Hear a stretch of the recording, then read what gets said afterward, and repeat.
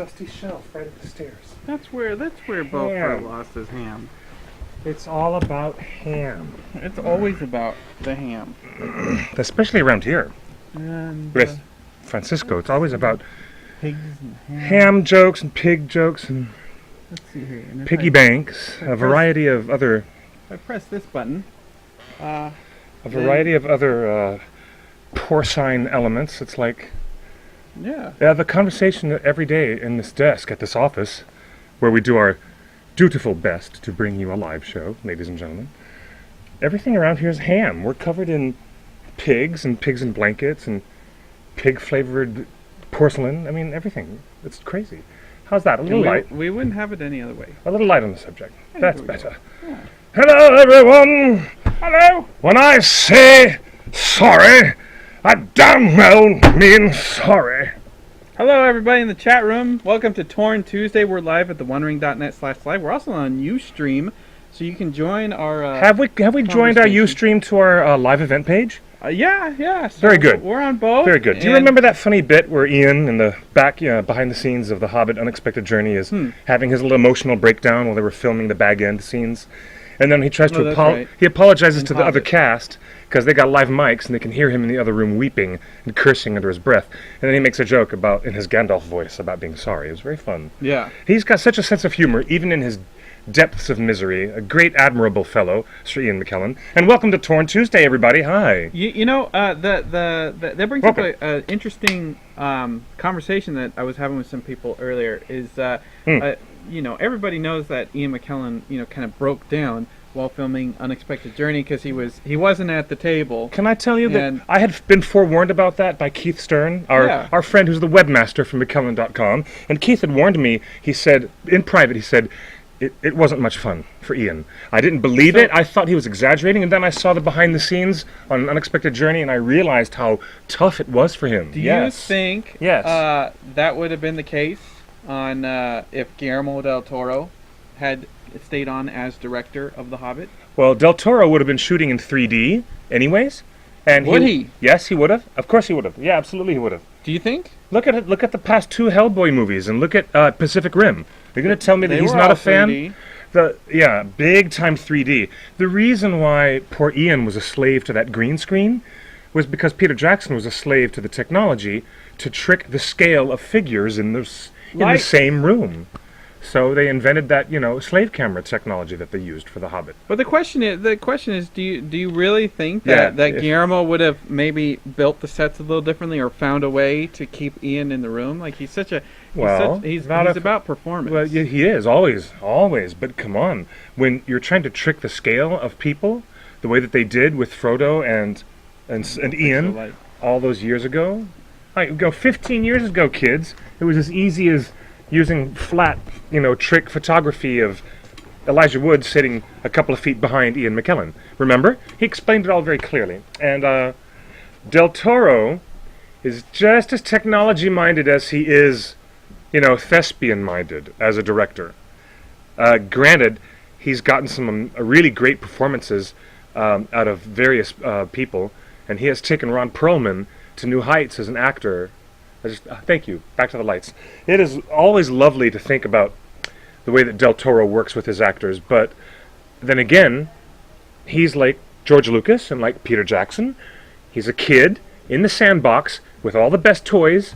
He's got all these film toys and camera toys and technology, and I don't know if they would have found any other way to...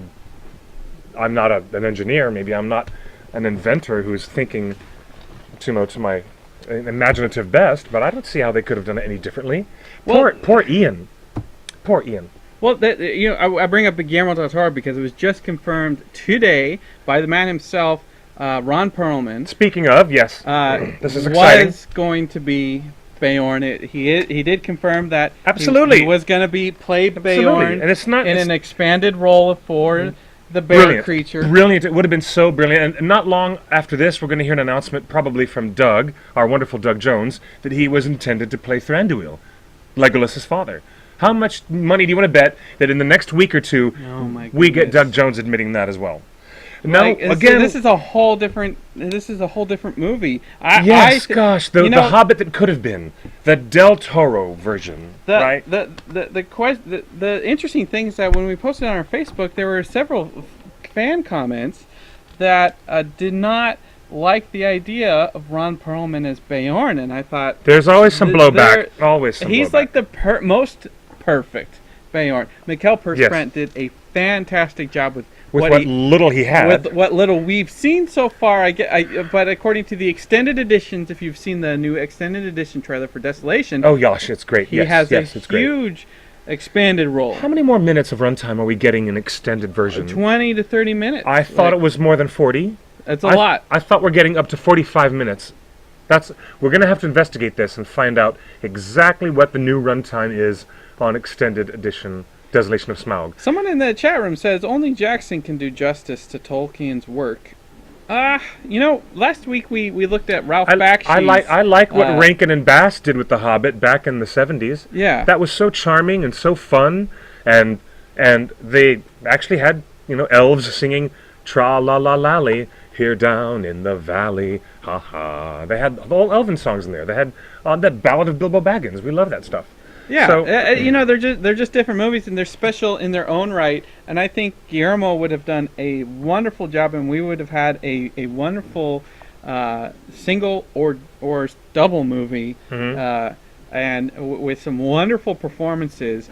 And a lot of people complain about the CG in Peter Jackson's Hobbit because they're comparing directly with Peter Jackson's Lord of the Rings. Same director, same team, same everything. He has his own shoes to fill. And I really think that Guillermo del Toro directing The Hobbit could have gotten away with just as much CG, and people would have been willing to accept it on its own terms because he wasn't competing with his own legacy. And I think this is part of the problem that Star Wars fans have with the prequel trilogy versus the original trilogy. And I think a lot of people... basically, a lot of people are coming into The Hobbit because it's done by Peter Jackson with the legacy of Lord of the Rings, and they're not, just give us more of what you did before. And Peter's like, well, that was 15 years ago. I'm bored of that. That's what Tolkien's publishers said to him when it was time to write a sequel to The Hobbit. Yeah. That was exactly the same pressure that Professor Tolkien was under when he was trying to write that stuff. Imagine Peter, as a filmmaker, Peter having to stand in his own shadow, 11 awards out of 11 nominations, breaking all Oscar records, breaking all box office records. Imagine him standing in his own shadow to deliver, the pressure of this. I know. So, I'm surprised that Del Toro wanted to step up into that. I'm really surprised, in an essential way, that he wanted to step into those shoes and do The Hobbit. He was so enthusiastic about it. He was. Bless him. He moved his family down there. But he did. And he was there for years. We looking back at kind of Peter Jackson's original, it wasn't just Peter Jackson doing less CG. It was an interesting thing just came out today. Let's see if we can bring that up. It's not changing. There it is. There it is. Was that it?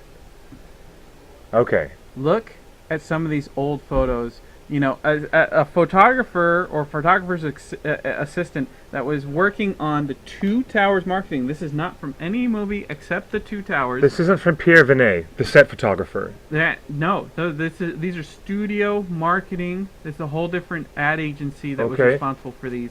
They dressed all the characters up, and dirtied up their faces, everything, and did a photo shoot on white background. That's just white paper that they're standing on. And these photos... I saw you post them earlier today on our Facebook. These photos end up getting cut out in Photoshop and used in all of the customized flash ads that you see all over the internet. Yes, indeed. Some of these photos are given to websites as exclusive previews. They'll be photoshopped onto the side of the collectible card game or other licensed merchandise or action figures, toys, and games. Yeah. This was interesting here. She ended up on a bookmark. That image of Liv Tyler has been on so many bookmarks that have been given away by libraries and for free at our parties. The question I have is that this is Arwen's costume. that she wears during the Battle of Helm's Deep when she's fighting elves. The question is she wearing it Nope. elsewhere in the movie? No. I've actually seen other behind-the-scenes photos of her at the writer's table, sitting there having an argument with Peter, with her script in her hand, and she was in battle armor at Helm's Deep. She was not wearing that dress. No, but She was not wearing that dress at Helm's she wasn't Deep. wearing this dress. But She was in armor. No, she was wearing red velvet. We know for a fact. We've seen the photos. Well, in the Two Towers, doesn't she wear that outfit when we see her in Imladris back in Rivendell with her father, and she gets really upset with her dad because she says, you didn't tell me you saw a son in that future. Oh, that's the outfit she's wearing. Yeah. When she has the conversation. and then there's a couple of costume changes. At one point, Why do you think they start to show her weakness and her losing her strength, and in slow motion she drops the book out of her hands, and I think that's the outfit she's wearing when she drops the book on the ground. Why do you think they didn't have her pose any other way? Like, they have multiple pictures. Her hands are clasped at her stomach. She's only got one pose. She cocks her head down to the side. She's looking off. She's looking at you. Arwen's only given one pose. And then here's another wonderful outfit. Which is, sometimes it's called the wedding dress, but literally that's the coronation dress. Hello, Austin Hall. Welcome back to the chat. Yes, hello, Austin. Hey, I got your message. And that, previously cut back to that lime green number. Yeah. That lime green number is the coronation outfit that she wears when Aragorn is crowned King Elisar. So why would they have shot this during... It is the same outfit that she is when she's as the Barbie doll, the Barbie and Ken version of Aragorn and Arwen, which was a collector's edition. They put Barbie in that dress as well. Oh, so that's probably why they started taking these photos during Two Towers. Yeah. They had a lot of toys and a lot of other merchandise and things to get around in these costumes. This was the big surprise for everybody. This is the Eomer selfie. It looks like he's actually taking a selfie. It is the most dynamic picture. Carl Urban, of course. Love Mr. Carl Urban. Looking great with the who is long hair. Now a very wonderful Dr. Bones McCoy in the reboot of Star Trek. And yes, of course, Brad Dourif. Brad Dourif. Oscar winner Brad Dourif. And who's been in so many movies. Wasn't he in Cuckoo's Nest? That's what he got the Academy Award for. And opposite Jack Nicholson in One Flew Over the Cuckoo's Nest. He's been in so many wonderful things. Yes. And they saw so enough fantastic. to get a character portrait out of him. Now these are the types So of wonderful. photos that they give to the toy manufacturers. That goes on the box itself. The cardboard backplate. Yes, indeed. In front of in back of the toys. This is amazing. Some great Aragorn shots. Again, if you think about this, a lot of these photos are used for the posters you get at Hot Topic, or the background of toys, or the back of the Two Towers of Xbox game. Yes. They had photos of the characters that you could play in the game, but it was of the actors. There's a deck building game that's right downstairs for sale at Meltdown Comics, and you'll see these pictures in the Two Tower version on the back side of the box. Basically, they're on the back side of the game box. These photos are all taken. There's Legolas looking just like he does now. I swear that kid peaked, and reached max level and hasn't aged since.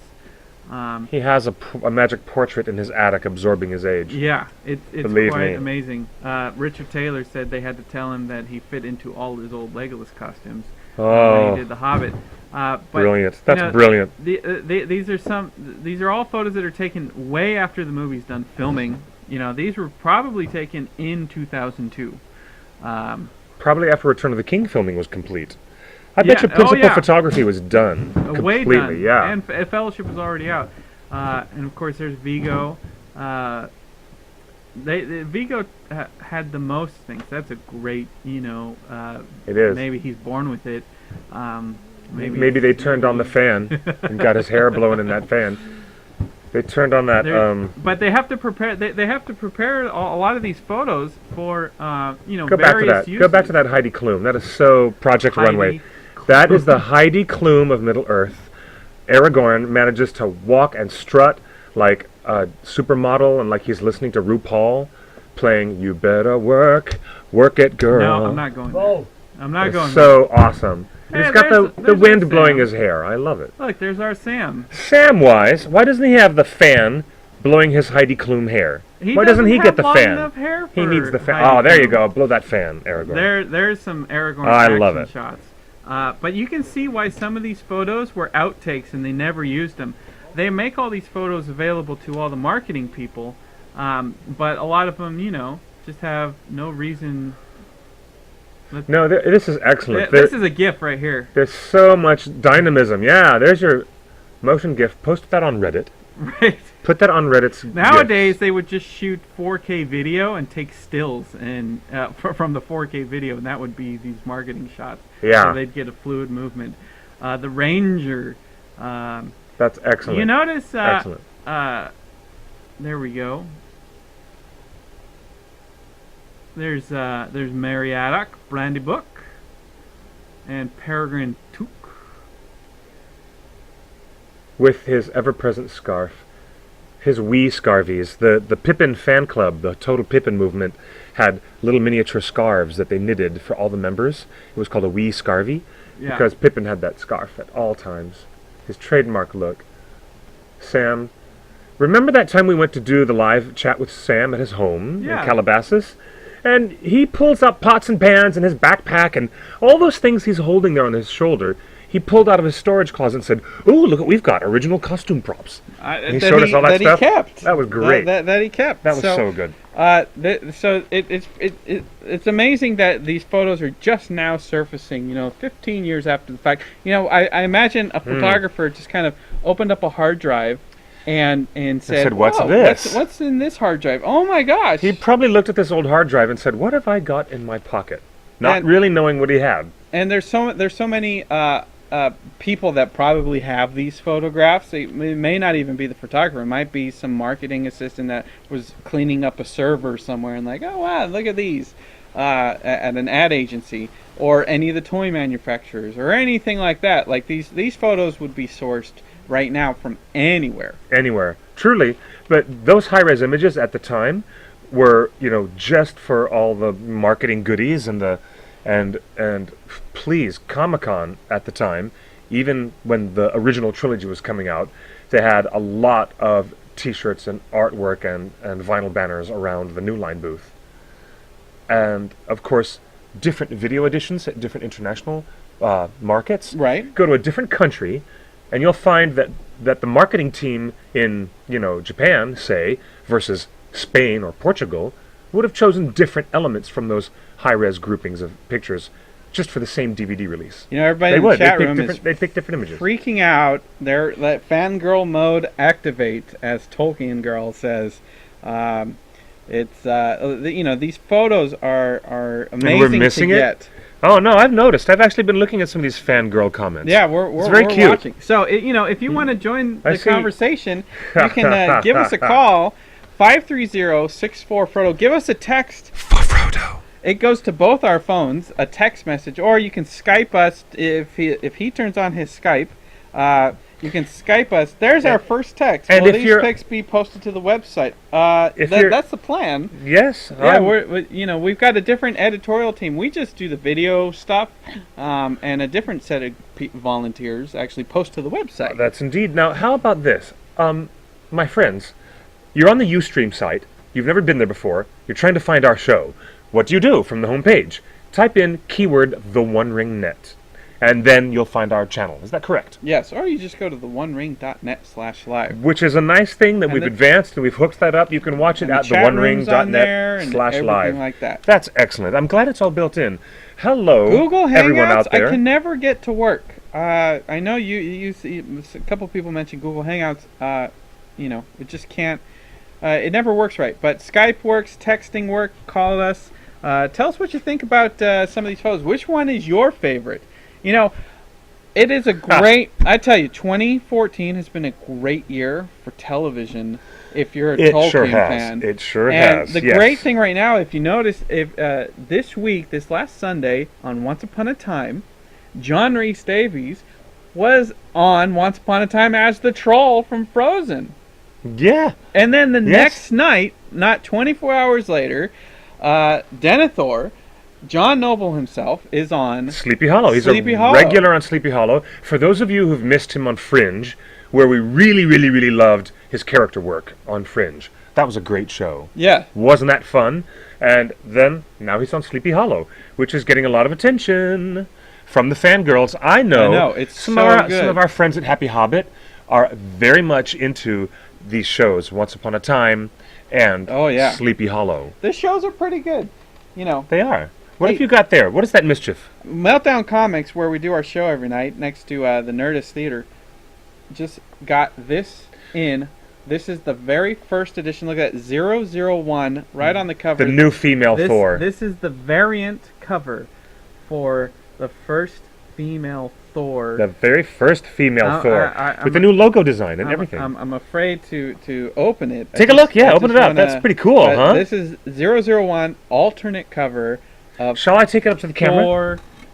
We shouldn't show it that much. Yeah. We shouldn't show it that much. Yeah, we should. But You guys got to see it. This is wonderful. live. This is so cool.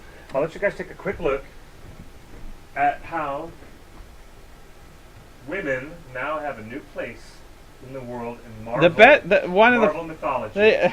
I saw a headline today on some website that says, "I am woman, hear me, Thor."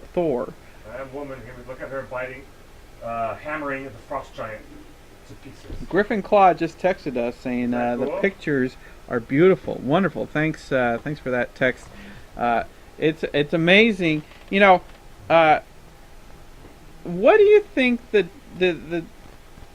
fan reaction has been to female Thor versus Tariel? You're kind of both times you're adding a female where there was none.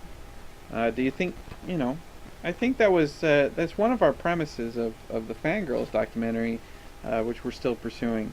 What is changing in fandom right now that this becomes great and awesome and marketable and people want it, and this is going on the shelf tomorrow first thing, and I guarantee you it will sell within the first couple hours.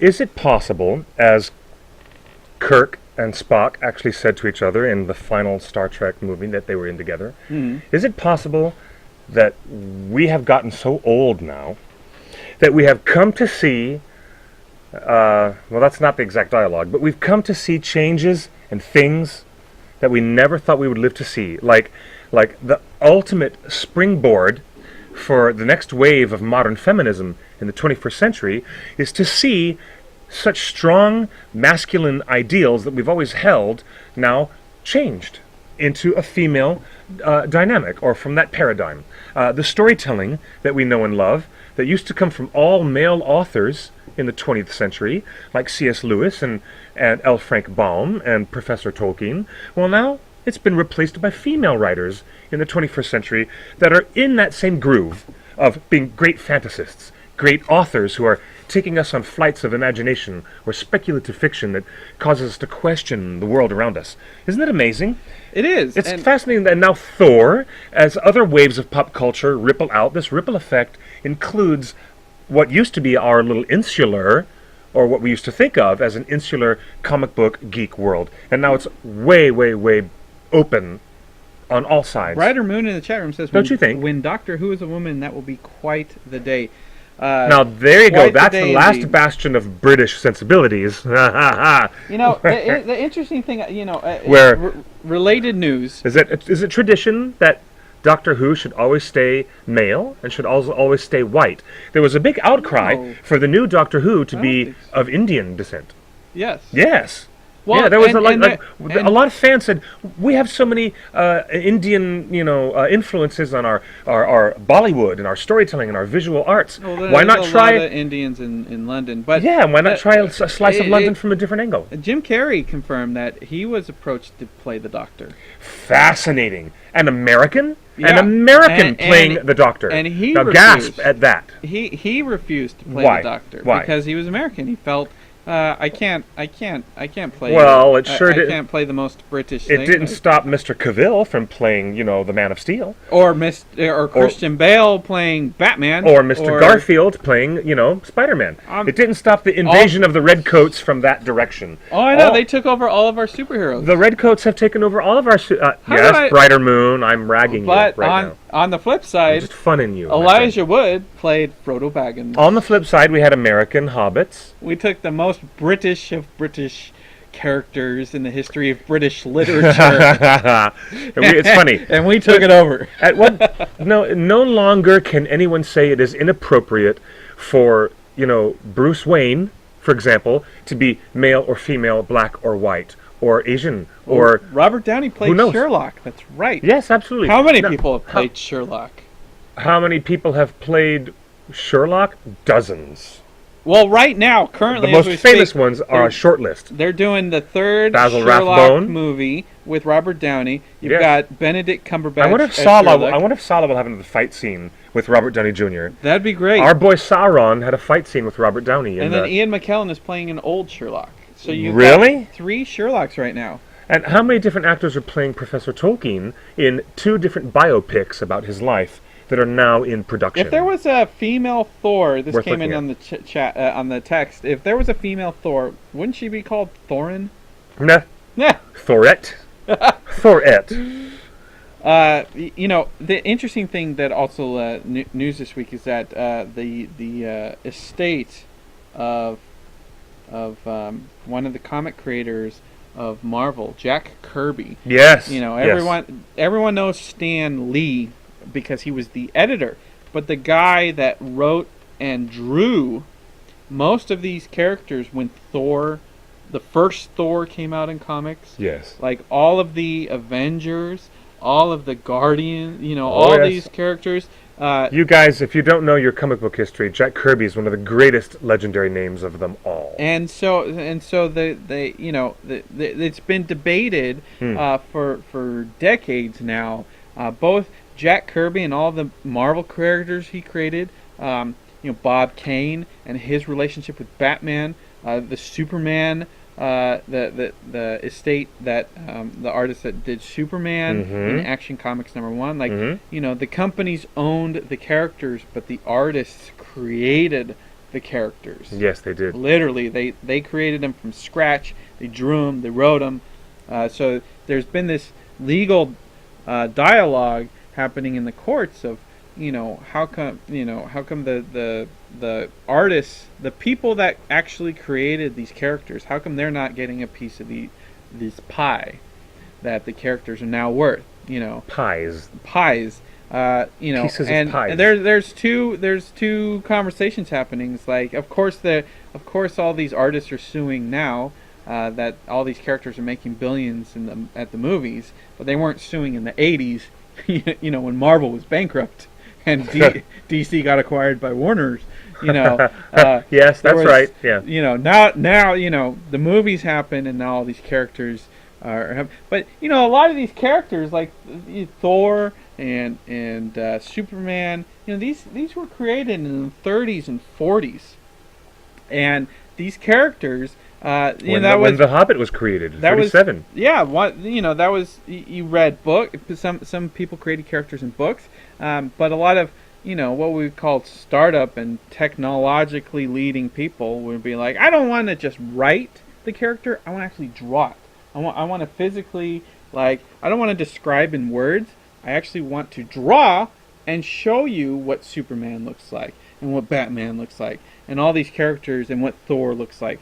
And so, at the same time that Tolkien was creating the Hobbits and all the characters in Lord of the Rings, C.S. Lewis was creating all of his characters in the Narnia series. And you had comic artists like Bob Kane and Stan Lee as editor, and certainly and Jack Kirby creating the characters at the same time. And it was kind of basically the more I researched into it, it kind of looked like America was creating comics at the same time that Britain was writing the best fantasy.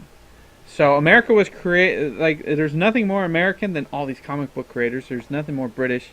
And this was all happening, a bigger picture, this was all happening at the same time that Adolf Hitler was coming to power and the Nazis were taking over. Indeed. And so there was a lot of influence coming into Europe. No matter what side you were on, you were still getting exposed to British imagination through books like Narnia and Middle Earth, and you were getting you were getting shown American imagination through comic books.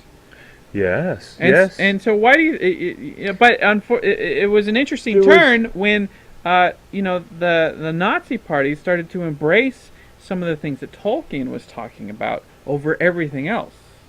That was an unusual bit of an unexpected chapter in Tolkien's life. Authorship at the time of 1937, when L. Frank Baum had published The Wizard of Oz in America, probably one of the last great moments of children's lit before comic books took over as a cultural phenomenon at that stage, as Justin mentions. But then, and he had the movie rights already sorted out when he published. Very quickly, yeah. I think that was taken care of very quickly. And this is much different than the way Tolkien handled business. Yes, than the British handled business. America was looking at everything new. You've got a story. Let's make it a movie. You want to make it a book first? Fine. But we're going to make a movie about this. Let's put it in comics. Like, America was very visual. Professor Tolkien, in the 30s, had realized that the popularity of The Hobbit as a book, the success of his book, had become such a thing, his publisher was immediately asking for a sequel. He really was. Sir Stanley Unwin said, "This is great. We want to hear more from you about hobbits." And so Professor Tolkien went to work and struggled and struggled and struggled for the next 17 years with The Lord of the Rings. But The Hobbit at the time, before the outbreak of World War II, The Hobbit was immensely popular with the Nazi Party. Do you know how strange? Dr. Goebbels and those higher-ups in the SS... He was the head of marketing, basically. Those people who were the head of the Third Reich, and Dr. Goebbels was the head of marketing. He was the guy who hired Leni Riefenstahl, the female director, to make all those videos, to make those great documentaries. They call him a propagandist, and we just have modern Dr. terms Goebbels. for this. Dr. Goebbels thought that there was propaganda value in The Hobbit, with the way that the German and the German Socialist Party, the Nazi Party, was embracing The Hobbit. Why? Because they grossly misinterpreted elements of the story to be symbols of Europe. And they thought that the dwarves and the men and the hobbits were different nations of Europe, and the dwarves were Germanic, and they thought that the dragon represented England. The dragon, Smaug, in his never-ending greed, Smaug was, like England, taking all the wealth and all the colonies and all the wealth of the colonies for themselves, while other nations in Europe were starving and not getting their share. So the Nazi Party had this ridiculous notion about it, but it made Tolkien popular. And they invited him over for a book tour. In Germany. In Germany, yes, right before the outbreak of the war. Very interesting. Things that you'll learn more about if you read up on this. They weren't a great... Germany wasn't a great evil until they started invading people. They were just, they were just another country with another type of leader. And you don't think the German people, had anything to do with their acquiescence to following this leader? He was a dynamic leader, and there's been so many new documentaries this year, and old documentaries, wonderful conversations and stories of what happened and how he came to power. But it wasn't by force. Hitler didn't come to power by force. No, he tapped into a national mood that they were superior. But there was this kind of it was still accessible. They were Germany was it's just like today. When you make something, you can license it to a British press and a German press. Yes, and a Chinese press. So at the time, Tolkien was writing books, and then his publisher would go to other countries and say, "Do you want exclusive rights to this book in your country?" Mm-hmm. And that's again how how the publishers were able to make ongoing money. Yes. From every country. So Tolkien was invited to Germany before the war broke out because it was a valid market to sell your book at. And he did a book tour, like anybody does. And certain documents that have since been revealed, confidential government secret documents that have been revealed since 1938, revealed that MI6, British intelligence agency, yes, the same agency that gives us James Bond, actually asked Professor Tolkien to spy for them and to write down notes and observe everything that he could observe while he was in Berlin, while he was in Germany. Did he accept? And he did, yep, he did. And he hated Hitler. A spy? Yes, he was. We talked about this when we did a nice interview with the guys who wrote that Ian Fleming, J.R.R. Tolkien crossover book called No Dawn for Men. Carlos Davis and James Lepore. They were the first ones who let me become aware of this. Let me tell you something interesting. The publisher of all of Tolkien's books, at least his English publisher, had to deal with his German publisher. And his German publisher kept pestering Sir Stanley Unwin, can you give us proof that Professor Tolkien is not a Jew? And this really pissed off Professor Tolkien a lot. He did not abide by Nazi beliefs. He thought that, as you have correctly sent to us on a text message, he said that Hitler was a ruddy little ignoramus. And in his letters, a copy of which I have right here, in Professor Tolkien's published letters, he says very clearly that he was so disgusted at the concept that he had Jewish friends, he was proud to have Jewish friends. He said, no, I'm not Jewish, but I wouldn't bloody hell mind if I was. He said, they're wonderful people, and he just said, to hell with Nazi Party, and he said, quote, their pernicious race doctrine, unquote. He was very aggravated We just got a at text. the concept of the Nazis questioning his surname, his German surname. Tolkien is of German linguistic background. Yeah, we just got And a he knew text it. from a friend that says... So they asked if he was a Jew or not. Tolkien called Hitler a ruddy little ignoramus. That's true. That's correct, Griffinclaw. Thank you, Griffinclaw, for that tidbit. But you'll find even more fascinating bits when you read this collected book of Professor Tolkien's letters. A wealth of the most fascinating things you'll learn about what Professor Tolkien went through when he actually wrote his magnum opus, The Lord of the Rings. In a most turbulent time, Professor Tolkien lived through 2 world wars. And you know what he said when he was interviewed by the BBC in 1964? He said, it's amazing. Has anybody else, except my generation, lived through a time of such change in the world? He was speaking about his position, seeing the end of the 20th century. And he's like, trying to explain, has anyone lived through the same things that we have lived? The breadth of historical change in our lives that we've seen. Yeah. 2 world wars, so many great evils having risen and fallen. And much of it, I'm sure, imbued his work on the saga, the great saga that we love as The Lord of the Rings. Well, it was interesting, even recently there was a documentary on PBS about the Roosevelts, and it talks about Teddy Roosevelt. Yeah. And I'd like to see that. And then his cousin, Franklin Delano Roosevelt. So Teddy Roosevelt, saw World War I go, wartime go from cavalry and digging trenches and just human and animals to suddenly newfangled things called tanks and these things called from bayonets and horses to tanks. 18 months after the Wright brothers flew for the first time in the entire world, man had finally figured out how to fly. 18 months later, we had built warplanes and strapped machine guns on them.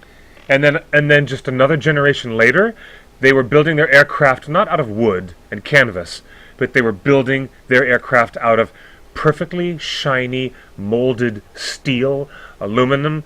To see a thing about the advances in German and Japanese war planes, by all means check out The Wind Rises, which is now on home video in Spain, but not yet in America. And all the countries that were superior in World War II were the ones with the best air force. The best technological advances, yes. Which proved to be above all tanks and everything else. It was air power that demonstrated itself. That indeed. Won every battle and won not every battle. With the exception of the arrival on the Normandy shores, we can't forget about the manpower of those guys coming onto from the water right to the shore. But it was such a short leap between discovering flying, Yes. and then in World War One, having warplanes shooting each other, and like it was How quickly an innovation like air flight was militarized. and of course that planted a seed. But how sad. how sad. Before World War II broke out, and before Hitler invaded France and Poland. Hello, Chris Reyes. Hey, Chris. How are you? Was still Germany was I think the second largest book market in Europe, besides England. Yes. It was like if you were going to do a book tour, you only did it in Germany and England or France. The three big ones. And you'd go to Paris or Berlin or London. That was it. That was about it. Most authors at the time just went to Germany because it was like it was just the largest market. So and this is where recently in the last few months, a fan site discovered an old speech, an audio recording. It's fantastic. Of Tolkien himself on that German book tour. They're calling it Tolkien's Lost Speech. Did you see that picture of him that they posted? Yeah. Totally, he looks like he's sauced. It's the first time I've seen many photographs of Professor Tolkien. But in this image, he looks like he's 3 sheets to the wind. He's holding a drink. He's got a smile on his face, and he's got his hand dipped into his vest pocket. And he looks like the most mischievous, drunk guy at the party that you'd ever imagine. You would not believe it was John Ronald Reuel Tolkien when you saw this picture. And have you heard the recording of him giving the speech, talking to everyone? Isn't it great? It's fantastic. It really is fantastic. It's really great. So Germany has always been an important market. Yes. There was this basically when the Nazis were burning books, they did not burn Tolkien. No, they misinterpreted it so much they thought it was. Now, did they misinterpret it or deliberately? They deliberately misconstrued what they thought would be very very popular book. Let's make sure everybody understands that it's about the dominance of technology, our Aryan nation and our superiority, and let's make sure that they understand that England. They thought that Tolkien, with a German last name, was writing all of that stuff to be sympathetic to their cause, and they wanted it to be portrayed in the whole game. They threw it all down. So my question is... And he didn't bite. Professor Tolkien did not want to play this game with them. Did he? Because no, there's no propaganda elements to be gleaned from The Hobbit, but they thought there could. How many times have you been on the show saying that Tolkien did not argue what anything meant? Like he was very adamant that there isn't a one-to-one connection between anything specific in Middle Earth. You mean allegory? Oh, allegory, right? Yes, you mean allegory. So, but he never debated. He very specifically told us that he believed in applicability as opposed to allegory. Yes. So, he thought that allegory was something that lied within the realm of the writer, and the writer was forcing the symbolism onto the reader so that the reader would not have a choice. He said that applicability was a different concept. Professor Tolkien believed that left the power of what was applicable in the reader's hands instead of the writer of the story, the author, shoving it down their throats with allegory. You see what I mean? Do you guys get that? We got a question. Are there applicability? Are there any historical documents that give reason to why Hitler liked The Hobbit?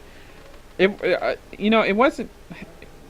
Hitler was in charge, but it wasn't. He was just in Rotterdam, Hitler. actually. He was in a basement in Rotterdam when he attended this little gathering. Yeah, when Tolkien was in Germany. Yeah, this was revealed in May 22nd of this year when we talked about this. So yes, Tolkien kind of leaves his stories to interpretation. He refused to go on the record, especially after his supposedly drunken episode in front of a fan club in Germany. I'm not saying that he was, but he certainly does look like he was sauced. I've never seen him so easygoing, and he looked like he was really... And he never did it again. He never, in another photograph, ever looked that happy. But he never looked that at ease. He never did easy, a fan club. And he never did a fan club event after that. No, I don't believe he did. That was his only fan club event. But he never argued. He never argued what people saw in his stories. The only thing he ever said was like he didn't write the allegory, but he wanted people to interpret. He always encouraged people to interpret what they want out of his stories. Yes, he wants a type of writing to flourish, and Professor Tolkien said that he believed in this power of writing as being more effective when you take the dictatorship away from the author who is forcing symbols down your throat. Why don't you just leave the elements of the story applicable to each reader's time and each reader's generation, wherever they are in time or wherever they are in culture, so they can find what they want to find and apply it. Get that word? Apply it to their own lives in the way that they best see fit. He did not like the ham-fisted allegory of the Narnia books, where there are very obvious symbols and he was very explicit. C.S. Lewis very much wanted the sacrifice of Aslan, the lion, to be a parallel with the crucifixion and the sacrifice of Jesus in the New Testament. That's exactly what Lewis wanted, and that's exactly what we get. But more importantly, it wasn't that it was in the book.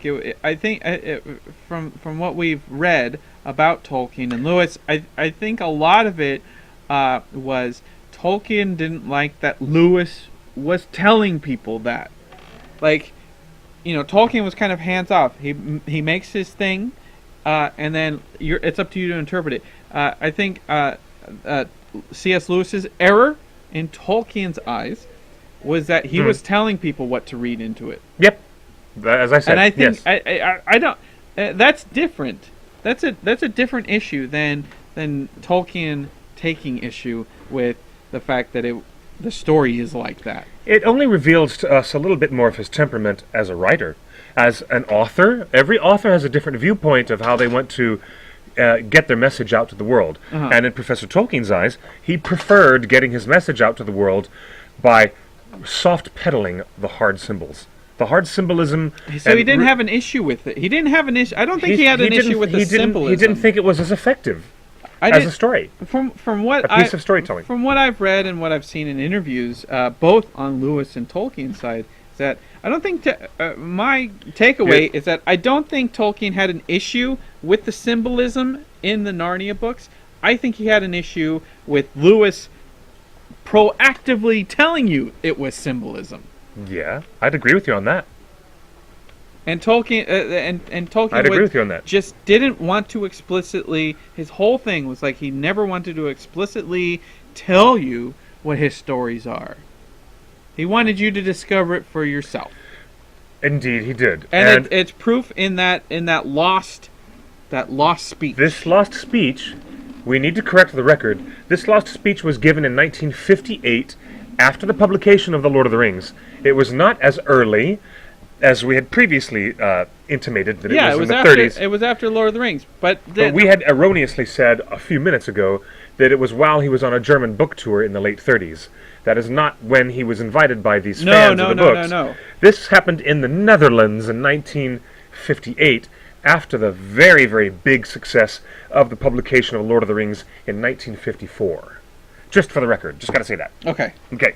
So, so we're talking about so as we were researching this conversation, I guess my question is, Tolkien took a long time writing The Lord of the Rings. I mean, we could do a whole nother episode on, the comparing George R.R. Martin's writing time frame to Tolkien's, but he took a long time.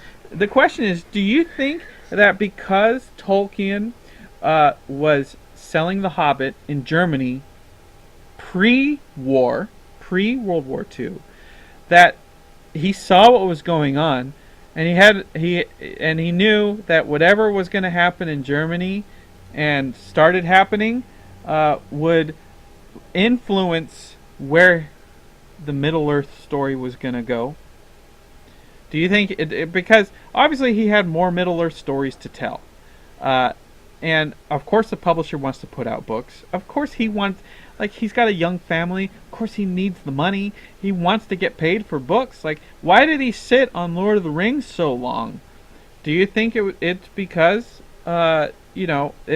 he was very familiar with the German market. He saw what was going on, and he said, "You know what? This is going to play into my story somehow." Professor Tolkien said, again in this interview in 1964 with the BBC, he said that he didn't even begin with the intention of going as far as it was going to go. Exactly. He didn't even, he admits very clearly, and I'll read it to you because I find this fascinating. He said that... P.S. That's that he did not even consider that Frodo's journey was going to go the way that it went, and he did not have planned ahead of time that was the end of the story, with Frodo's and Sam's and Gollum's triangulation at the very end, at the cracks of doom. He didn't even know that was the end of it. This was 1964, and Professor Tolkien, this is fascinating. I've got to thank you, Barry. I love this hat. This is a great hat, isn't it? I appreciate that. We're getting great messages from the live chat, and you guys are participating in the live show. And listen, you can call us. Call us 530-64-FRODO, 530-64-FRODO, or Skype us at TheOneRing net, one word. He says Tolkien says, long before I wrote The Hobbit, and before I wrote this, The Lord of the Rings, I had constructed this world mythology. He had created Middle-earth and the poems of Arendelle and other high elves of the Noldor and the Elvish languages. He had invented all these languages and these things before he had written The Hobbit. He just decided that while he was writing The Hobbit as a private amusement, he would end up sticking these people and these characters and Gandalf and Bilbo in the world of Middle-earth that he had already fancied, that he had already made poetry for. Mm-hmm. A place where his languages could live and breathe in the mouths of these characters. So he just synergistically put it together. But he admits that the scheme on which that it was most probable for him to work, he says, immense sagas. Yes, I got sucked into it as The Hobbit got sucked into it himself. As you know, The Hobbit was originally about these dwarves, and as soon as it gets moving, and as soon as he got out into the world, and he gets moving, he gets slipped into it. And he's describing himself being pulled along into the craft of telling a long, long, long story. And in his letters, you guys, I'm telling you, if you haven't even read the official biography by Humphrey Carpenter, the official story, the life story of Professor Tolkien, if you haven't read this book, please, you can be my Vanna White and model the book. I think this is what was licensed for one of the you movies have coming to out. read J.R.R. Tolkien's letters.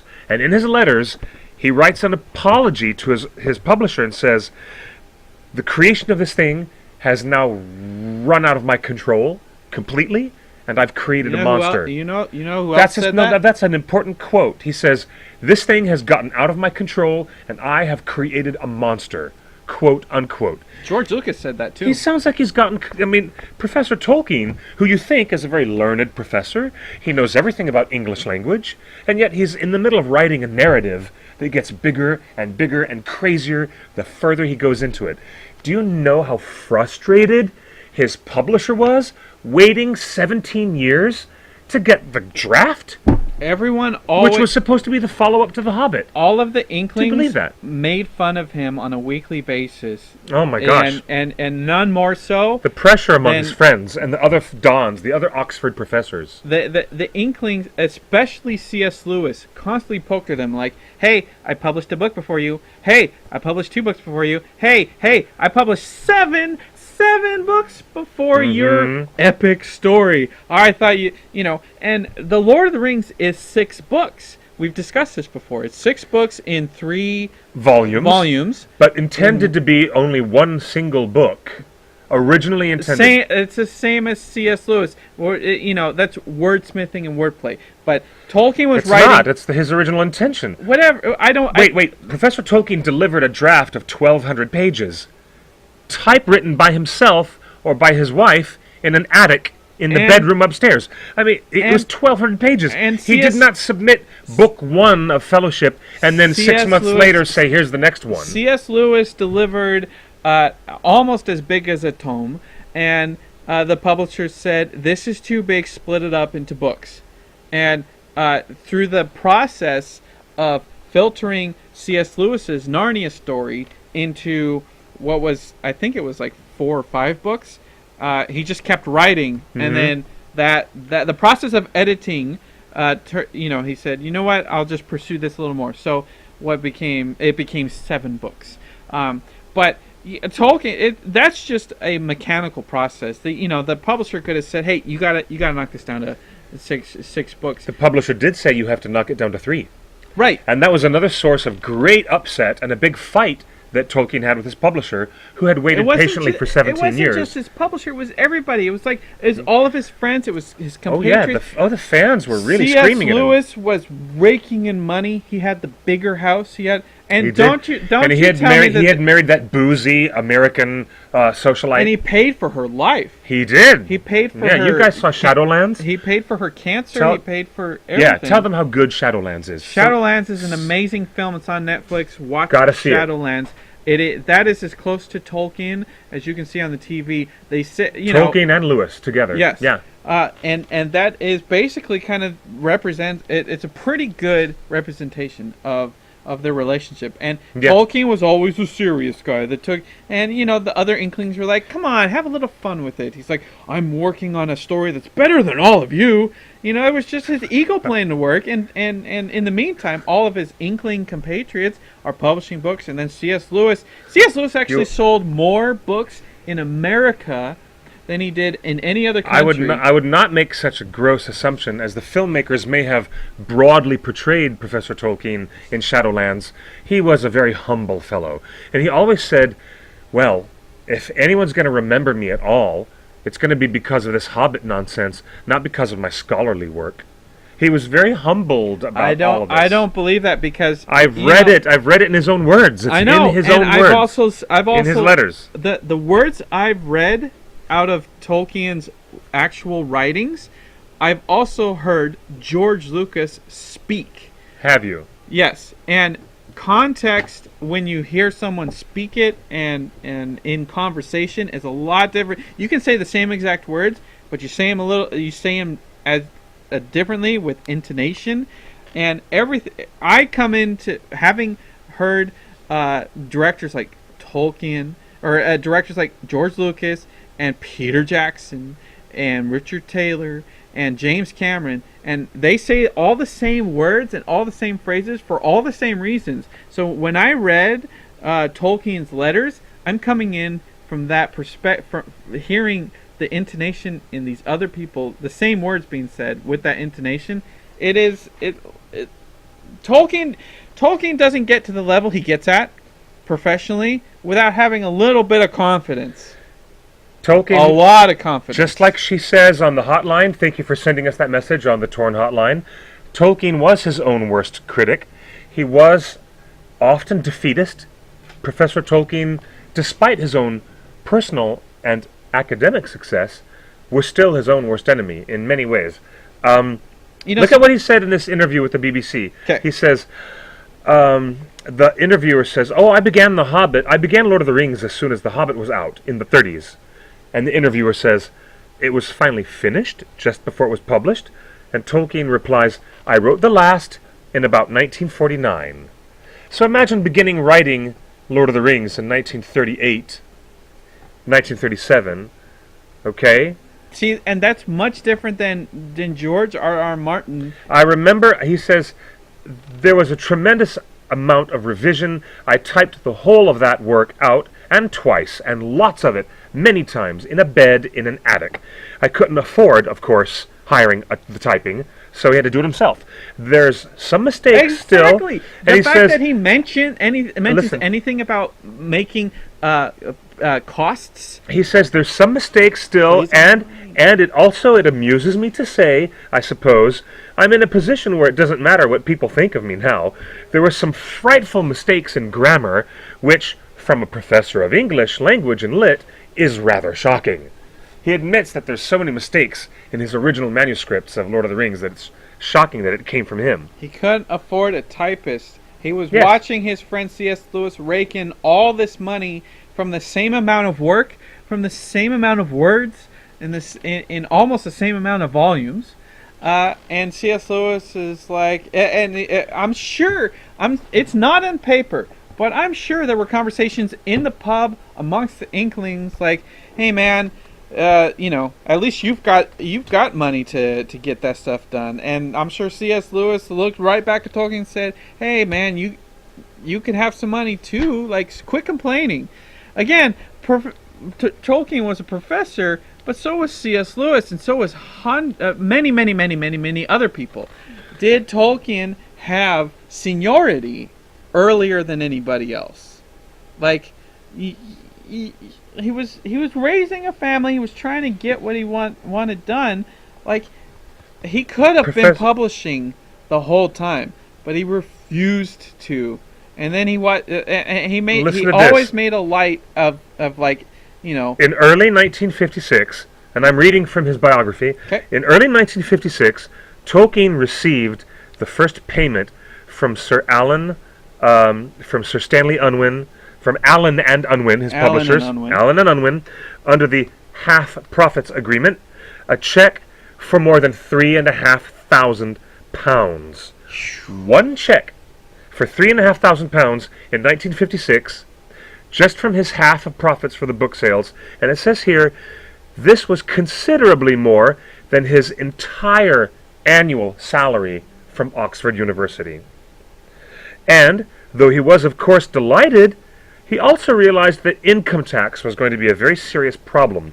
Sales of the books rose even more the next year, during 1956, and the check that he received a year later was substantially larger. He didn't really start raking in the money until the mid-50s, 1955-56, and then in 1958, that was when the people in the Netherlands invited him to that big party in Rotterdam, where he did a spoof of Bilbo's birthday speech and had quite a good party. And C.S. Lewis was making that money 15 years earlier. Yeah, well, and you know what his friends at Oxford said? "Oh, now we see what you've been working on for all this time." A lot of his friends... Yeah, it was a running joke for 15 years. It was the running joke for a very long time. For 15 years, like, oh, he's working on his epic thing. Yeah. And he finally did it. We'll see it when... But you know what, the people at Oxford, they said, "Well, you've had your fun, now you've got to get back to work." And he was expected to go back into academia full on after the publishing of The Lord of the Rings. We want to hear from you. Call in. Please do. On Skype, call us 530-64-FRODO. Oh, the question on the hotline was, are you going to New York City Comic Con? Personally, you. It was from Pete. Hello, Pete. Oh, North maybe. Runner. We're still working out all the details. But I want to know from people. Do you think Tolkien was getting heat from his fellow authors and friends and the Inklings? Do you think they made fun of him that he just wouldn't publish? And no, he actually had a lot of input and support. When he was in a bad pinch, he would have Lewis or one of the other Inklings, Charles Williams, he'd have them read through the drafts what he was doing and give him feedback. And he still wouldn't publish. Lewis supported him all the way, and guess who was a book critic in the newspaper, in the major London paper? C.S. Lewis. So who wrote a big book review for his friend Tolkien? You guessed it, Jack Lewis. Jack Lewis wrote a big, glowing, wonderful review for The Lord of the Rings, and check this out. Here it is. This is what Lewis famously said in the magazine Time and Tide. Quote, "The book is too original and too opulent for any final judgment on a first reading, but we know at once that it has done things to us. We are not quite the same men." Unquote. Wow. A new voice was added to the chorus of praise when Bernard Levin wrote in Truth that he believed it to be, quote, "one of the most remarkable works of literature in our or any time. It is comforting in this troubled day to be once more assured that the meek shall inherit the earth." Unquote. They loved it. Professor Tolkien was a literary star. He was like J.K. Rowling of his time. He was a star author. If they had talk shows back then, he would have been on them. Were those his friends writing those reviews, though? No, Lewis wrote one. Lewis wrote one as a very friendly support system. Others were just random critics that Tolkien never met. But do you think that the fact that he waited for 15 years? Look, creative people always want to tinker. It's like the epic battle in every film. Did you know? I mean, you guys were here on the show when we had Jim Rigel say that they delivered the final shot of Godzilla, like 6 hours before the movie premiered here in Hollywood. That's insane. 6 hours. That's just standard operating procedure for being creative. Like your creatives just will change and work on it until the last minute. That's just what they do. What the famous wasn't it Picasso that said that a painting is never finished, only abandoned. Fascinating. Did he say that? Some famous painter said that. So whether you're painting or you're writing books or you're making movies, it's just when you're creating, at some point you just got to say, you know what? I can tinker with this. I can keep adding to it as much as I want, but let's just get it out. Like, yes. Get it out and move on. That's what C.S. Lewis did. He finished his books and he just went on. And he kept telling Tolkien, it's like, hey man, like Tolkien later in life, you know, costs rising. His kids he has got to put his kids through school and college, and you know he's getting old and you know he's taking care of his wife. He had to sell the rights to his book. That's right in here. Yeah, this is the part. Yes, he had to sell his rights because. So can you imagine how different of a lifestyle he would have had if he hadn't run out of money, and he had 15 years worth of book sales. Like if he had 15 extra years. Good point. I get that. So if he was only starting to make money in 1956. Yes. 66, and then he died in 73. Right. Well, the book of the final volume of Lord of the Rings. Lord of the Rings was separated by his publisher. Yeah. Final volume published, I believe, in 55. I'll have to look it up.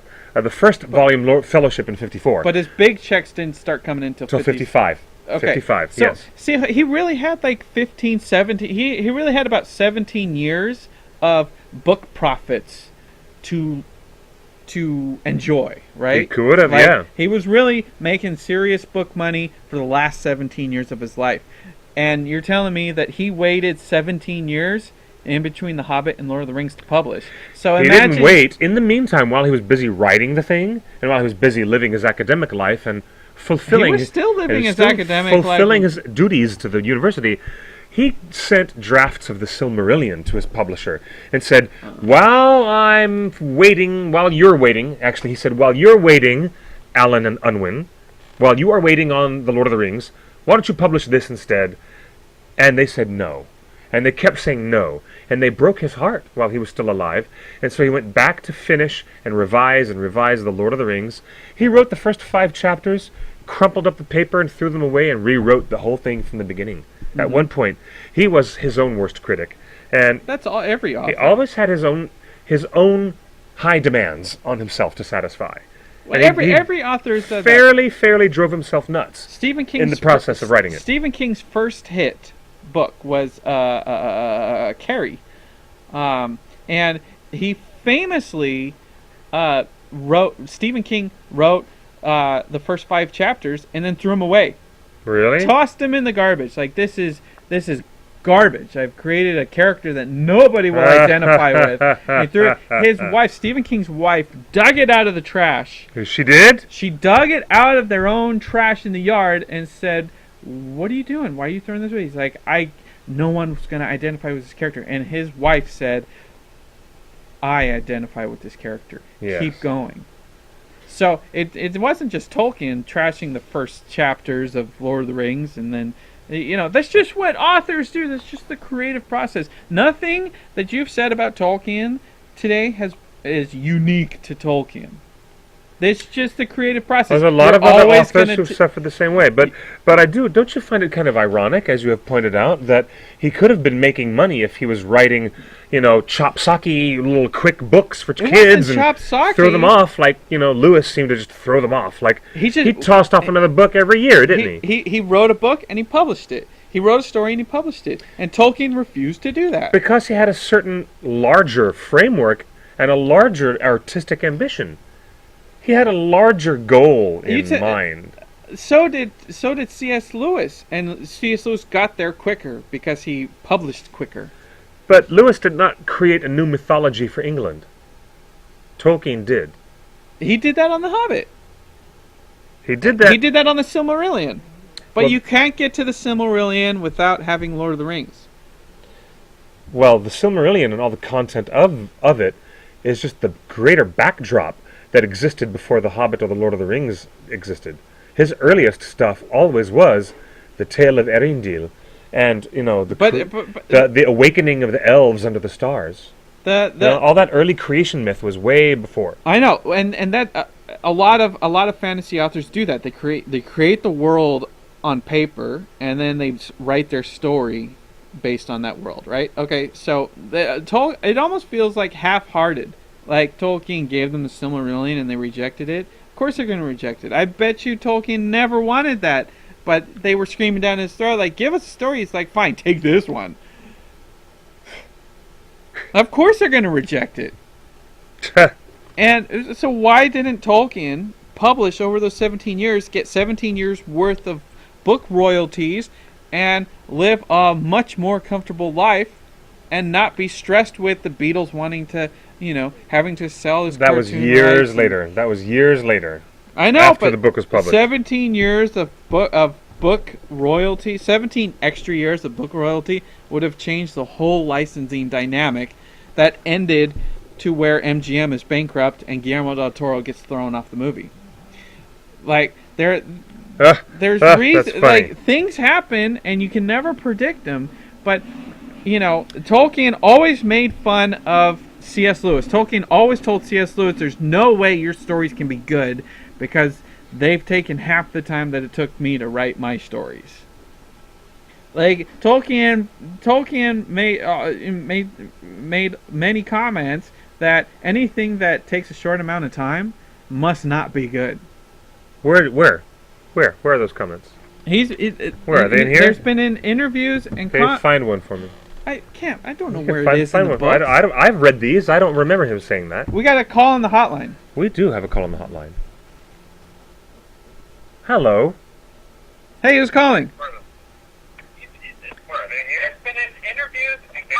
Hey there. Hello. You're on the Torn hotline. Hi, can you hear me? I can. Who's calling? We hear you just fine. This is Tolkien Girl. Hi there. How are you? Hey, how's it going? I'm alright. Had a little bit of a hassle figuring out phone systems, but I'm good. Well, I'm glad you're calling. So, what do you make of this conversation? Do you think Tolkien was just lazy, or what do you think? Well, the video was a little bit behind, but from what I... so I'm not really sure what was being asked, so... Well, what was being asked was... well, Justin, do you care to give a concise... Well, I just want to know if Tolkien assumed that anything that was written quicker than what he could write was less quality. So he basically was telling his friend C.S. Lewis that there's no way Narnia can be great because you wrote it in half the time that it's taken me to write Middle-earth.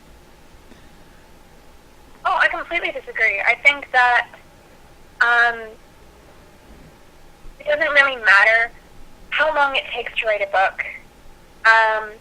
Certainly, the longer the author thinks about it, the longer he or she puts thought into it and really fleshes out places, characters, complex details, things like that. Of course, it's going to be more descriptive and more detail, but that doesn't necessarily mean it's a better book. I mean, I love both Narnia and Lord of the Rings. Yeah, I do too. And in fact, I read Narnia before I read anything from Middle-earth. So, I guess, what we're kind of talking about is, why did Tolkien feel the need to hold on to his story for so long? Well, someone just sent a question on the chat and said, on the hotline, and says, did Professor Tolkien outline the story of The Lord of the Rings? No, he did not. He actually began in his storytelling with where he thought The Hobbit could connect, and I'm telling you, my dear, he did not outline this. He just felt creatively that he had the map. He did his maps first, and he had all these characters, and he figured that he just had to work out the story as far as it could logically go. And he was so attached to it, and one of the main reasons, I think, is because of the scholarship, the linguistic knowledge, and the linguistic wisdom that's in it. It's a big piece of work that has a lot of stuff in it.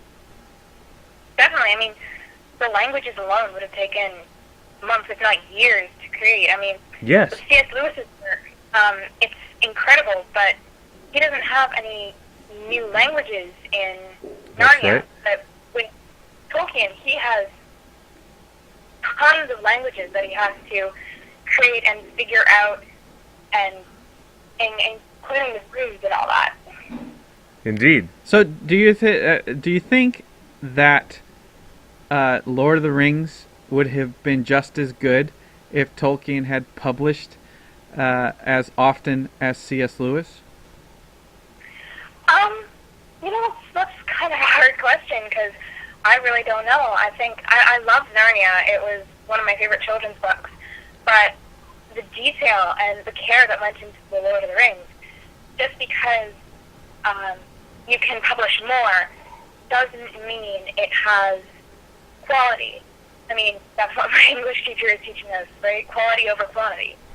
So it doesn't matter. You can publish 100 awful novels, and then another author can come along and have one amazing book that took them way more time to write. I mean, but basically, basically the publishers, when he sent them the Silmarillion and the tales from the Silmarillion, they're basically said, why are you sending us awful novels? Like you're better than this, and he did. He refused to. He wrote 6 books. The Lord of the Rings is 6 books in 3 volumes. So why didn't Tolkien just publish the 6 books as 6 books, just like his friend Lewis was doing? Well, again, I'm not really sure because, nobody can be really sure, but I think it might have had something to do with how key themes in each of the sections went. I mean, if 2 things go together really well, why not make it one? Right. So it because there wasn't an outline from the get-go, I think Cliff has always said, that it was always part of the master plan to publish as one book. But I don't know. I have a hard time coming to that conclusion. Like, it was always part of the plan to publish, these 6 books and these 3 books. Like, I feel like Tolkien might have been better off in his lifestyle, and the world would have been rewarded earlier if he just published the dang stories. That's one way of looking at it, yeah, I suppose. So, we've got other people wanting to call in, but thanks for calling in. Anytime. It's great to talk to you guys. All right. Great to hear you. Thanks for joining us. Thanks. Thanks. I think our friend Chris, who is the host of the great podcast From Page to Screen, who just had me on as a special guest a couple of weeks ago talking about the animated version of Bakshi's Lord of the Rings. He's trying to Skype on in. Yeah, well, we'll take other calls. Come join us. You can go through those letters from Tolkien. It doesn't mean that it's 100% fully actual of what Tolkien intended, even if he wrote those.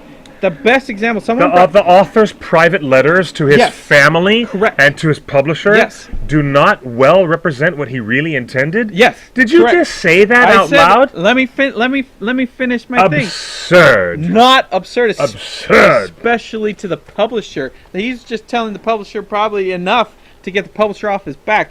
But someone brought up the fact that George Lucas always intended for 9 movies, 3 trilogies, right? There was the trilogy that he made. He always intended for 9, right? Right. Okay. And then when the okay. prequels came out, he said absolutely in no uncertain terms, on the record, in public, to his publisher, to the studio, to everybody, there will never be episodes 7, 8, and 9. There isn't a story. I've said everything I need to say with the first Star Wars films. George Lucas always said that. But we know from his earlier writings, and we know from the earliest drafts of the Star Wars in 1975, that George always intended for 9 movies.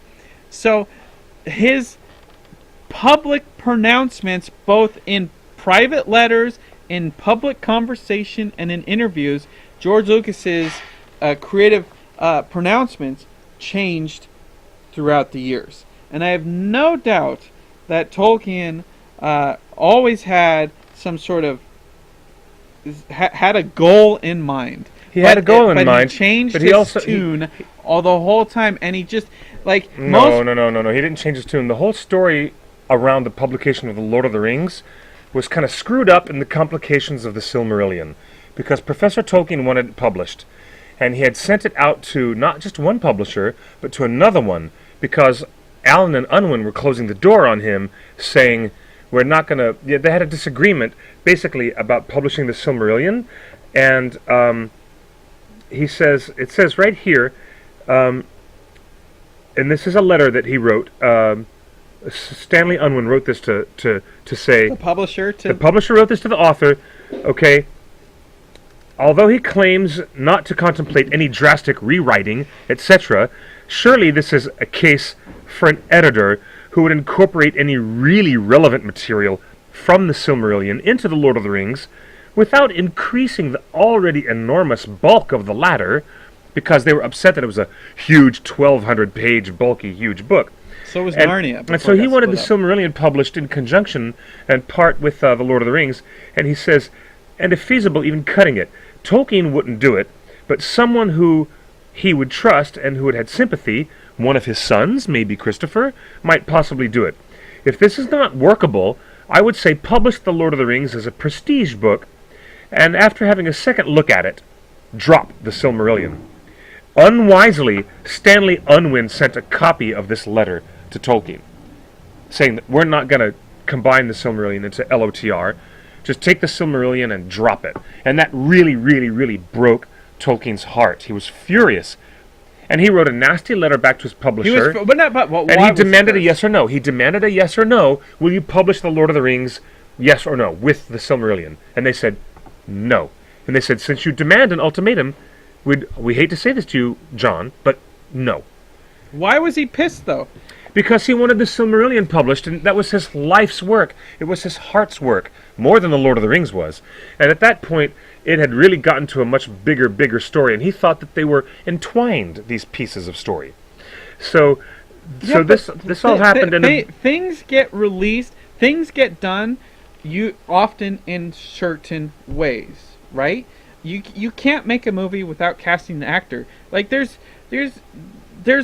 ways of going about this, and the way to publish a large story was through several books, and he was fighting the system whole way. Tolkien was not ever trying to publish a series of small books like Lewis was. He was trying to publish epic saga of them all. Yeah, but Narnia was a cohesive world. He was Lewis was world building. And I don't know about that. Lewis's approach to world building is kind of chock-a-block. I mean, the chronological publishing order of Narnia, which has, to the dismay of many fans, often been replaced by internal time of the books order of the Narnia. Excuse me, the Narnia books were written by going way forward in time, and then way back in time, and jumping here and there and all around, and then you're not even with the Pevensie children all through 7 books. You go in one book to their cousin, and you go into other books with other characters that aren't even the 4 Pevensie children. So he was just running amok, I think. Hey, sounds like a Tolkien book where you have a fellowship, you introduce fellowship, and then you split. So you've got a whole book about these 3 guys running across the land chasing orcs, and then these 2 guys hanging out with trees, and then you got these 2 guys crawling all over Mordor. Tolkien split up the story. Well, yes, but it was all meant to be one whole story. Now, here's the thing. We got a call. Oh, we do. Well, hello. How you doing there? Hey, this is Chris. Chris? What? Yeah, buddy, I was just about to call you. I just sent a message to you. I just got it right now. Let me see what you sent me. How you doing there, Chris? Chris, please meet Justin, my other co-host. Hello. Hey, Justin, how's it going? I'm great. Chris, you're the excellent host of the podcast From Page to Screen. Story to screen. From story to screen. You'll have to forgive me. When I look at the behind-the-scenes content on my Lord of the Rings DVDs, I think it says From Page to Screen, and I got that stuck in my head. It's okay. It's okay. But properly, it is From Story to Screen, which you can find on YouTube and on iTunes. Yay! And we also have a Facebook page as well. So, Indeed you do. Now, all the public service announcements aside, welcome to the show. Yes. So was Tolkien a lazy publisher? What? No, What? I don't think so. I think he just given the fact of all the hard work that he put into Lord of the Rings, it doesn't, just all the effort and just making making that world, creating it and creating all those characters, all the hard work that he put into it, I don't see anything lazy there. Now you're asking me, is he a lazy publisher, or are you asking me if he's a lazy writer specifically? Well, he's definitely not a lazy writer, but He was never a publisher anyway, so... But he chose to not publish his books. He tried to go to a second publisher to get the Silmarillion, which he thought really deserved the light of day. We're talking about the Lord of the Rings. Lord of the Rings is 6 books. Why didn't he just publish the one book as one book, and then the second book as the second book? Chris, you're aware of the paper shortage they had during the war? Oh my God! Yes. It didn't affect C.S. Lewis. Ha! Go ahead. Are we talking about the shortage of paper during World War II? 2, yes. Yes, I was highly aware of that, and that's why, believe it or not, Superman comics became very rare around that time. You couldn't find a good condition of Action Comics #1. Ah, actually. Very good call. Thank you for bringing it back to comics. That's very good. Very good, Chris. Because you do it at a comic book store, that's funny. Well, and yeah. Do you have an Action Comics #1 on display somewhere, or you don't have that? Probably at Bonham's and Butterfield's auction house across the street. They probably have one in a refrigerated case. But anyway, no. To the publishing guy, I don't. How can I say this? I think the publisher was just daunted by the material that was presented to him. It's like, oh my gosh, is there even an audience for this type of stuff? Who's gonna get this? So it's. I don't really know who to point the finger at.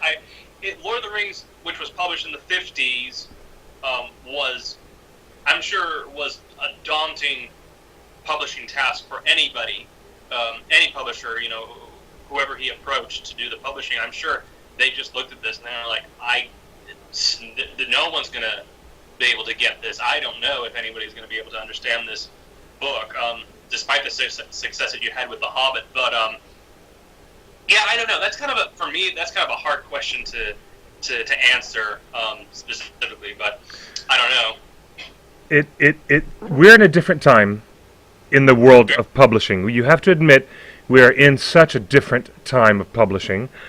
Professor Tolkien became part of the change in the publishing world without him really wanting to do it.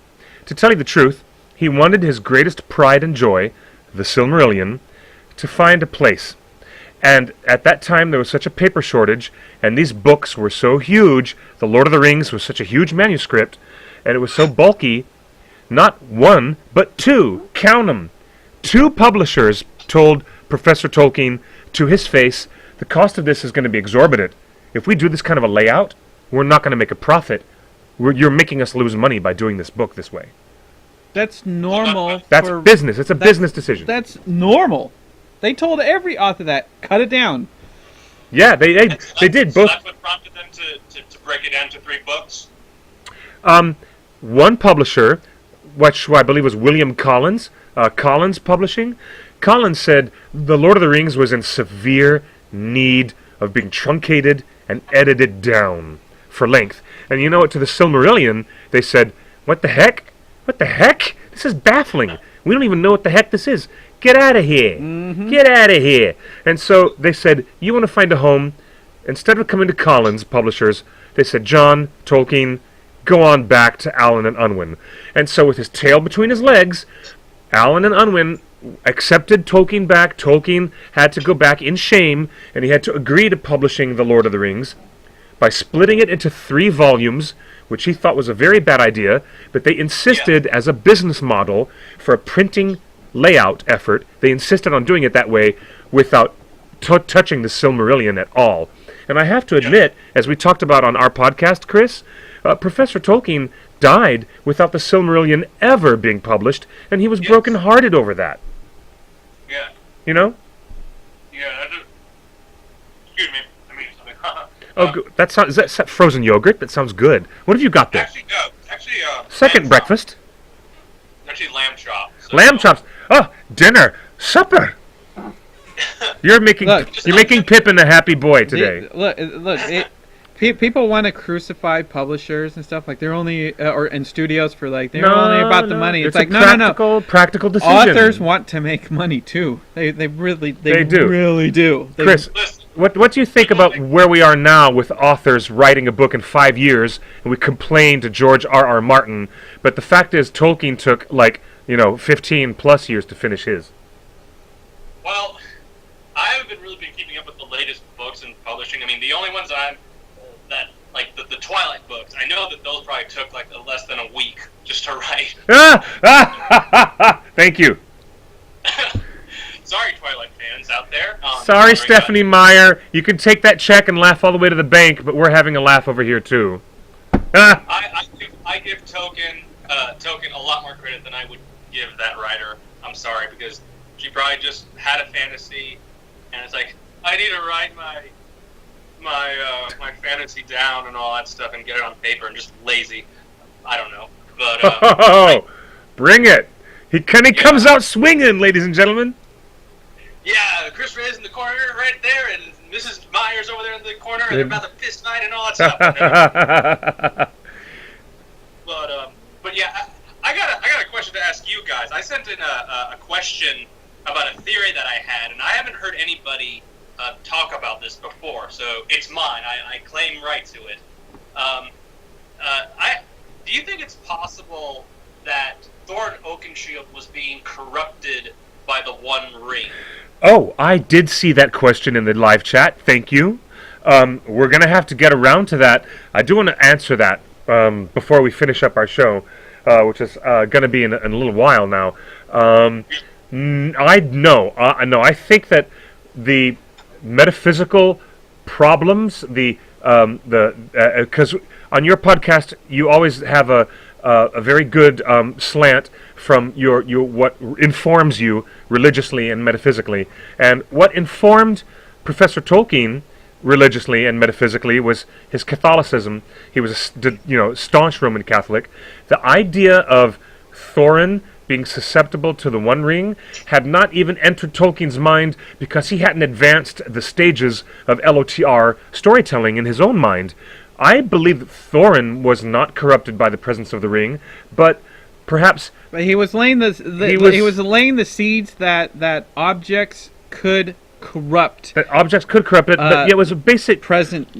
people. Basic gold lust that you have in old Viking stories. Mm-hmm. Basic gold lust written into a much larger and more specific fabric, with Thorin being a victim of his own family brainwashing of what that gold and what that treasure and Arkenstone signifies, as if it's part of their claim to divine right.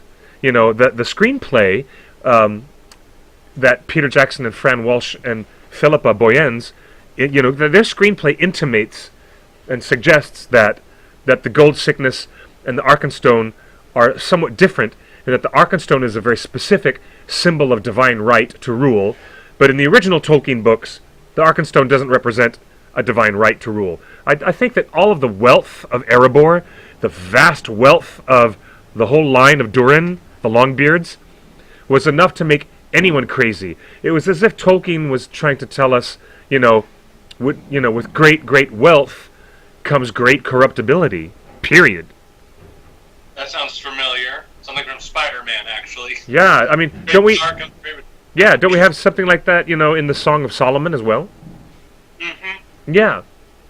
So, no, to answer you, I don't think the ring influenced Thorin You don't think so? at all. No. Even if it wasn't entering Tolkien's mind at that point in time, obviously not. But it is kind of an interesting theory to think that.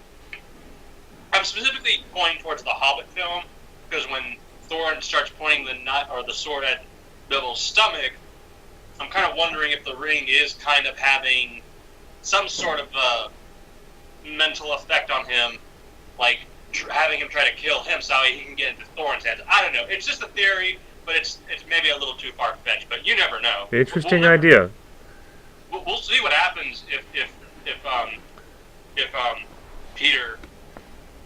Peter will play with that idea maybe in the second one. You will see in the next one. in the third and final one. Yes.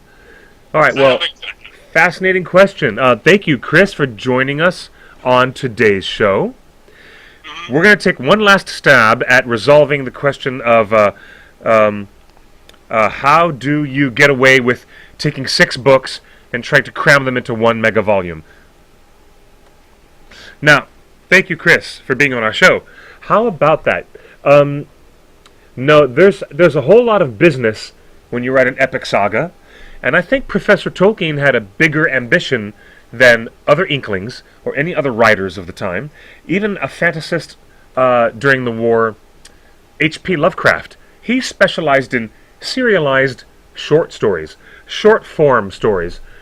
There weren't a lot of other writers out there, Justin, who were basically approaching massive epic sagas the way that Tolkien really literally wanted to create. And he thought that was like the key component to his flavor of authorship. And that's why his books and his manuscripts were so big, and they were so clumsy and huge, these big manuscripts that he submitted to the publisher. But that was what he was dealing with. He started with one simple children's story, and he found himself, been there, done that. I don't need to write another short, episodic children's story like Jack Lewis kept cranking out over and over. And he found himself much more interested in an epic saga. I'm sure I think you understand that by now. No, I think he was just more interested in just writing for writing's sake. The more we talk about this, I wonder that how much is a rather myopic and dismissive statement, my friend. Well, a bit much. He didn't publish anything for 17 years, and then I don't know. You know what? When they separated the book of Lord of the Rings into 3, he had a chance to revise and rewrite book 2 and book 3 while the first one was out the door. He still had time to put together the appendices, the maps. Artists will always do that stuff, but he did. Like, going up to your publisher and say, "Here's a 1,200 page." Like, it's like publisher, like, what do you want me to do with this? Like, that's like a director, and like, all right, here's 30 weeks of footage. He was passionate. Put it on screen, and so of course it's like, no, you need to edit this into 3 movies, dude. Like, Peter Jackson didn't just go spend 18 months shooting and then like hand off footage like, all right, here's your movie. Like, no, you gotta put in that extra work to make this something that people can consume. People aren't gonna consume that. It's fatter than the Bible. That's why we have editors. He didn't trust editors. And he goes into his book. You just said that he doesn't trust editors, and hopefully it'll take someone close to him, like Christopher. It was a private letter that his publisher was writing to someone else, and said if he doesn't find an editor he trusts, then what are we going to do? There you go. He doesn't trust any editors. He just didn't want to go through the process that needs to happen. You don't just write for writing's sake. He was just writing for writing's sake. He didn't want to make it a product. I disagree. I disagree. He was didn't want to make it. He was so fully committed to the work of art as an art No that he way! had. Well, let's just say that there's a difference between art and product sometimes.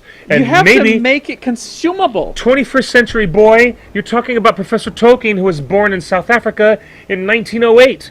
What are you talking about? Come on. Or maybe that was not the year, but I'll look it up.